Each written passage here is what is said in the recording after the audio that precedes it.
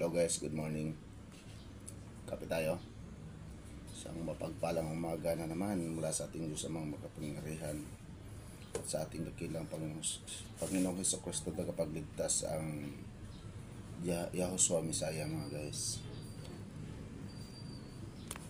Ito ang gagawin ko ngayon mga guys. Kamyas.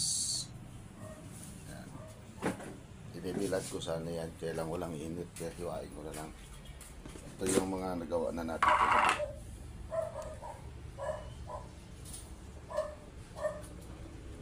Yan.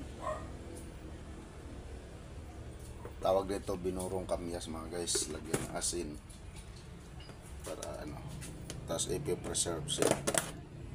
Yan o.